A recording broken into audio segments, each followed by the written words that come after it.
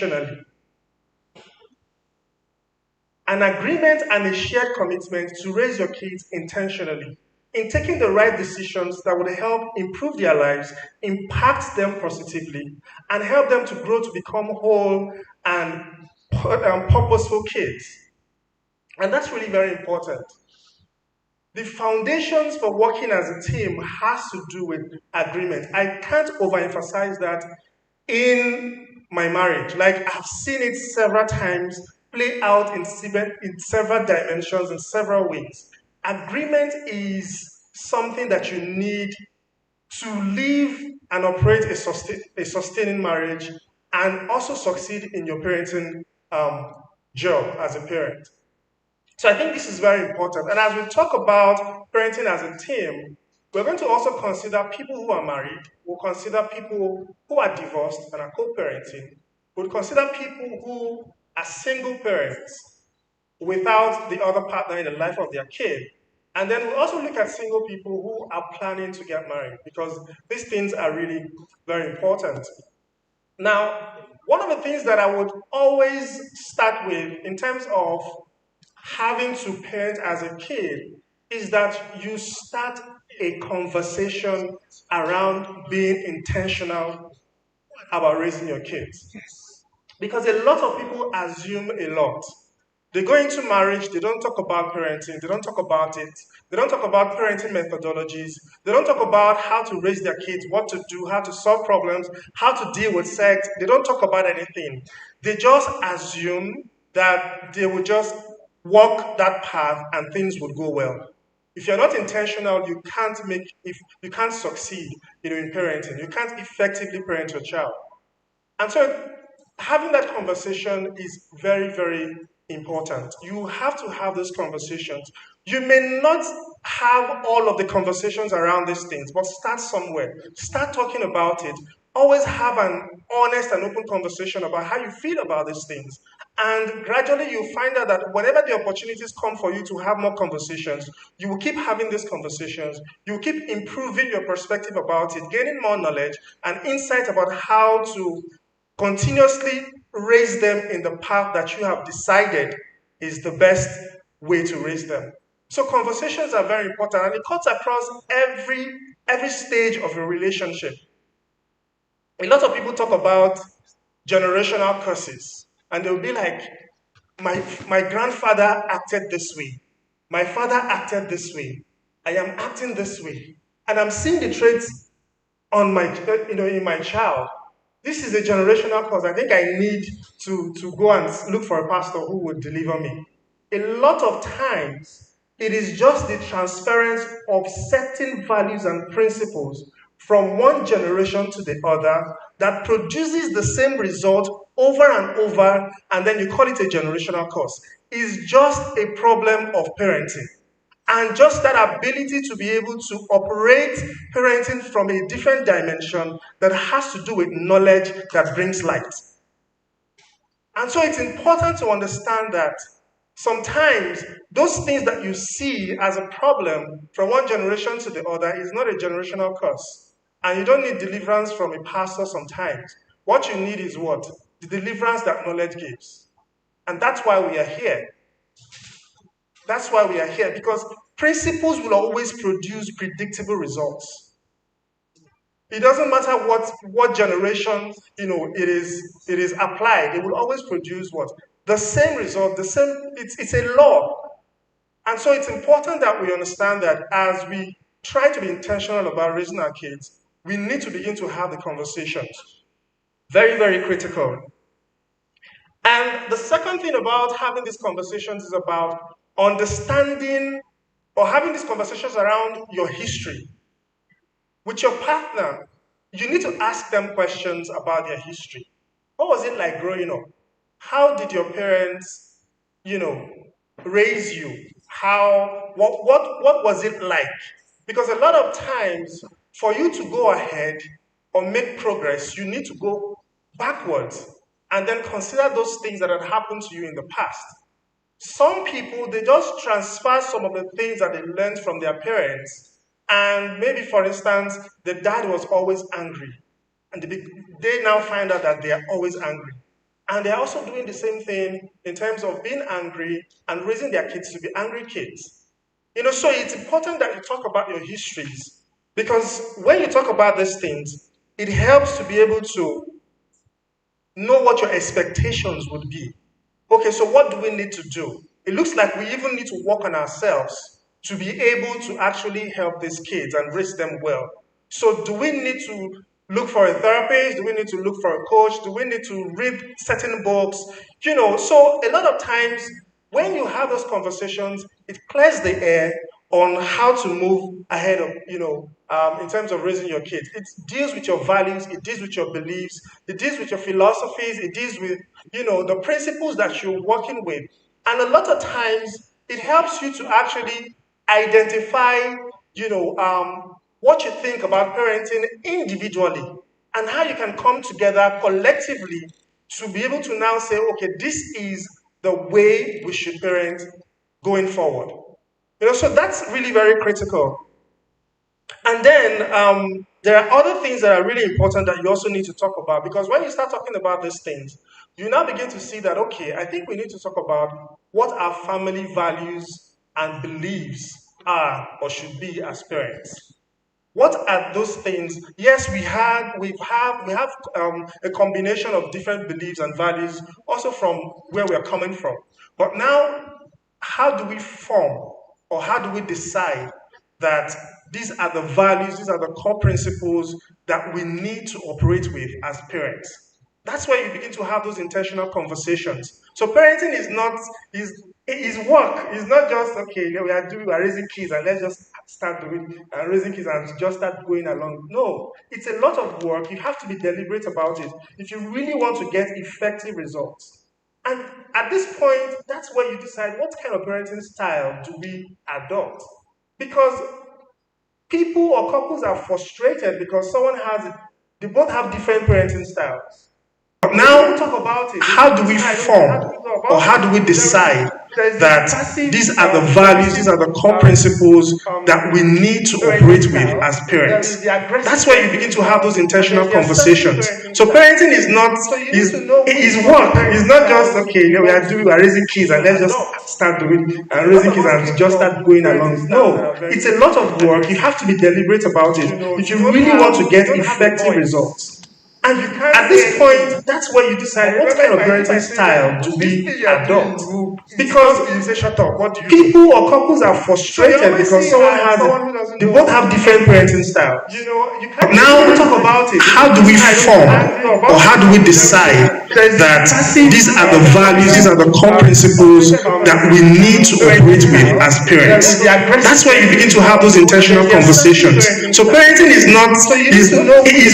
It's not just, okay, we are raising kids and let's just start doing raising kids and just start going along. No, it's a lot of work. You have to be deliberate about it if you really want to get effective results. And at this point, that's where you decide what kind of parenting style do we adopt. Because people or couples are frustrated because they both have different parenting styles. Now, talk about it. How do we form or how do we decide that these are the values, these are the core principles that we need to operate with as parents? That's where you begin to have those intentional conversations. So parenting is work. It's not just, okay, we are raising kids and let's just start doing raising kids and just start going along. No, it's a lot of work. You have to be deliberate about it if you really want to get effective results. And at this point, that's where you decide what kind of parenting style do we adopt. Because people or couples are frustrated because they both have different parenting styles. Now, talk about it. How do we form or how do we decide that these are the values, these are the core principles that we need to operate with as parents? That's where you begin to have those intentional conversations. So parenting is work. It's not just, okay, we are raising kids and let's just start doing raising kids and just start going along. No, it's a lot of work. You have to be deliberate about it if you really want to get effective results. And at this point, that's where you decide what kind of parenting style to be adopted. Because organization of what you do, or couples are frustrated because someone doesn't, both have different parenting styles. You have now talk about it. How do we form, or how do we decide that these are the values, these are the common principles that we need to operate with as parents? That's why you need to have those intentional conversations. So parenting is not just okay, we are raising kids and let's just start growing up and raising kids and just start growing around. No, it's a lot of work. You have to be deliberate about it. You really want to get effective results. And at this point, that's where you decide what kind of parenting style to be adopted. Because organization of what you do, or couples are frustrated because someone doesn't, both have different parenting styles. You have now talk about it. How do we form, or how do we decide that these are the values, these are the common principles that we need to operate with as parents? That's why you need to have those intentional conversations. So parenting is not easy. It's not just okay, we are raising kids and let's just start growing up and raising kids and just start growing around. No, it's a lot of work. You have to be deliberate about it. You really want to get effective results. And at this point, that's where you decide what kind of parenting style to be adopted.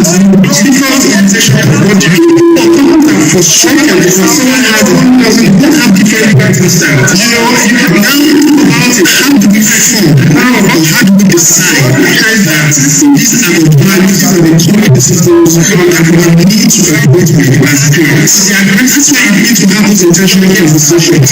So parenting is not easy.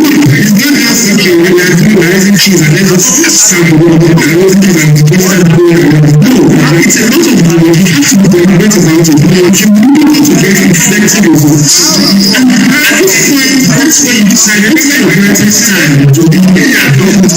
Because organization of what you do, or couples are frustrated because someone doesn't, both have different parenting styles. You have now talk about it. How do we form, or how do we decide that these are the values, these are the common principles that we need to operate with as parents? That's why you need to have those intentional conversations. So parenting is not easy. It's not just okay, we are raising kids and let's just start growing up and raising kids and just start growing around. No, it's a lot of work. You have to be deliberate about it. You really want to get effective results. And at this point, that's where you decide what kind of parenting style to be adopted. Because organization of what you do, or couples are frustrated because someone doesn't, both have different parenting styles. You have now talk about it. How do we form, or how do we decide that these are the values, these are the common principles that we need to operate with as parents? That's why you need to have those intentional conversations. So parenting is not easy. It's not just okay, we are raising kids and let's just start growing up and raising kids and just start growing around. No, it's a lot of work. You have to be deliberate about it. You really want to get effective results. And at this point, that's where you decide what kind of parenting style to be adopted. Because organization of what you do, or couples are frustrated because someone doesn't, both have different parenting styles. You have now talk about it. How do we? It's a bigger vision. And the truth is, when we have those kind of blueprints, they are visions that are bigger than us, bigger than our personal egos and pride.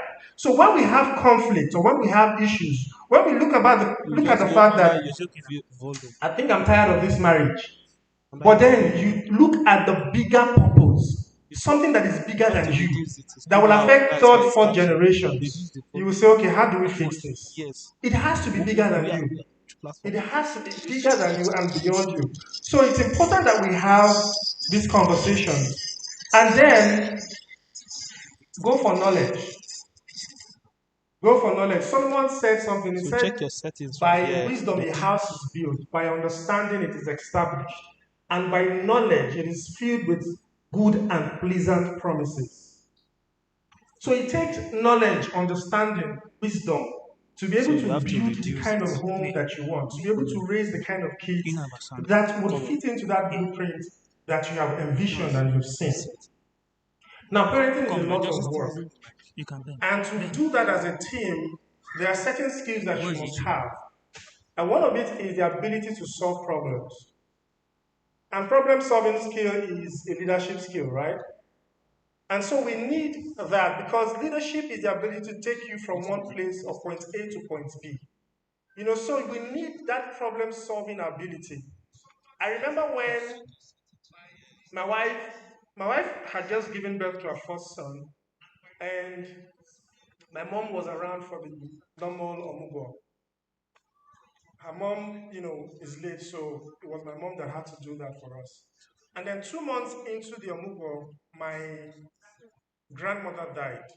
That's her mom, my mom's mom. So she needed to travel for the burial. So it was just the two of us. And then she also needed to start work like from the second month as well, at the end of the second month.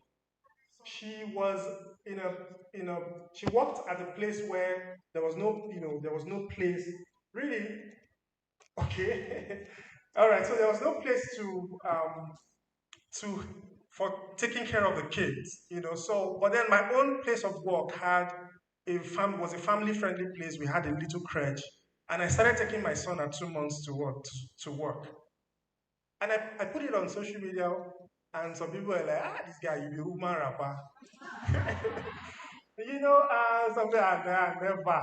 Some women were like, I will never even give, if I give my husband my child, by 4 p.m., we will not see the child again. So there were different perspectives to it. But I was solving a problem in my family. This is my son. I gave birth to him. It wasn't the woman that gave birth to him. We've talked about strength and what availability. At this point, this is the best way to solve this problem. This is my son. I will bathe my son. I will feed him. I will change their diaper. I will do everything. I was bathing my son from second month. I started bathing them from second month. It's my responsibility to bathe my sons. The twins, I bathe them. It takes me like 30 minutes. I started the first week. Thank you very much. So my mom came, did her mugo for 5 months for the twins. And when she left, I started bathing them. I said every day. By the time I did 1 week, I said, babe, we can't do every day. My back is aching. So we had to do every 2 days. But then they are 1 month, 1 year and 6 months, and I've been doing that regularly. And whenever I'm very tired or I'm working, my wife does that. During the day, my wife is very effective with taking care of the boys. At night, I'm very effective in taking care of them. Because if my wife wakes up at night, she may not be able to go back to sleep until morning. But if I wake up, I will do everything I want to do. If I put my head back on bed, I'll sleep. So we had to look at what are our strengths and how do we work as a team to make this work. Because if she stays awake all night and during the day, she's more effective taking care of the boys. I won't be there to take care of the boys. So she'll be working all around. So we need to really talk about these things. And let me just quickly round up. I have quite a lot of things to talk about, but let me round up. Now, for those of us who are divorced, for instance, and then we have kids that we co-parent, it's important to understand that you need to be friends with your spouse, your ex. You don't have to be all chitty chatty if it's not a very good situation. But at least let it be business-like. We have a situation and it's a child, even though we are not really friends, let's treat this as a business. Let's take care of this boy or take care of this girl to be a what? A successful child. The profit that we both get is that this child is what? A healthy whole child. So let's deal with it that way. Deal with the forgiveness part of it. Because a lot of times you can't actually move forward with someone if you've not forgiven them. If they really did hurt you, you have to deal with the forgiveness. Because you want them to be involved in the life of your child. You don't want to raise another child that is probably, going to be worse. So it's important that you deal with that and then let that respect, mutual respect be there. Let the kids see how you both respect each other and how you're working together to ensure that you make things work. And then have those conversations around the other parents or step parents that will be in the life of that child. Choose the right partner. because it's important to choose the right partner that will be a step parent to your child. Because that's really very critical in the sense that you don't want someone who has a different value from you or what you have, and that the person is raising your child. In fact, as all the four of you are concerned, everybody has to sit down and have conversations around how to raise your kids. You don't have to be friends. Treat it as what? Business. That way you can be able to help raise a child and raise the child well, because that's the focus. And then, for those of us who are divorced and don't have the other spouse in the life of that child, it's important that you deal with the anxieties, the fears, the emotions, negative emotions that come, with being a single parent. It's important that you deal with that. It's important that you deal with, if it's guilt, maybe you feel like, I was the one that caused this breakup and all of that. Deal with the guilt. Learn to take care of yourself. Because as a single parent, stress can be taking care of a child is stress. God didn't design it that one parent will take care of children. It was something that was designed for teamwork.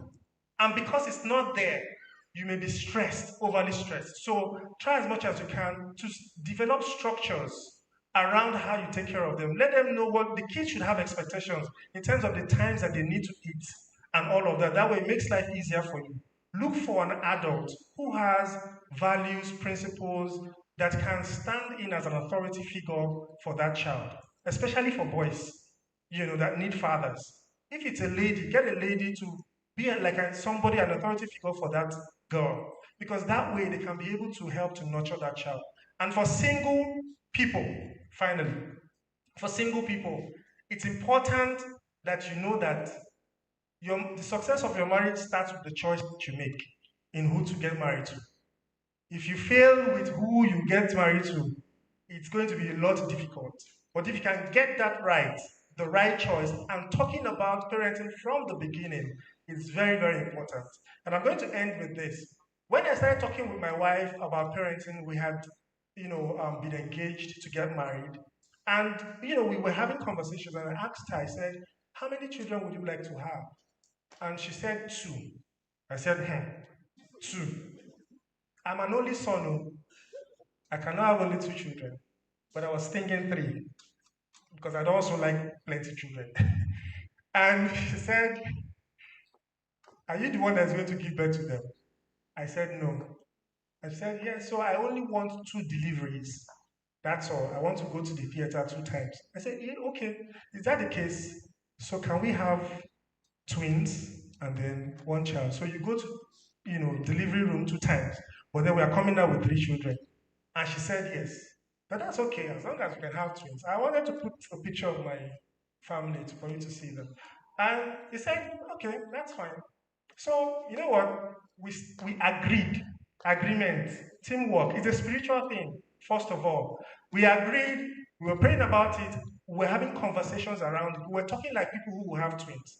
We never talked like people who will not have twins. All our plans, everything we were doing was about people who would have twins. We had our first son. We were expecting 2 boys and a girl the second time. We had our first son, it was just about, we said, you know what? Okay, so they will come, the next 2 will come after this one. But then we now had 2 boys and they were what? We now had twins and they were 2 boys. That's the power of what? Agreement. Working as a team, consistently saying the same things and doing things together, planning together. And yes, and that's where we are today. So I believe strongly in teamwork when it comes to parenting. I believe strongly in agreement and I believe strongly in shared commitment. Thank you very much. I'll stop here. Very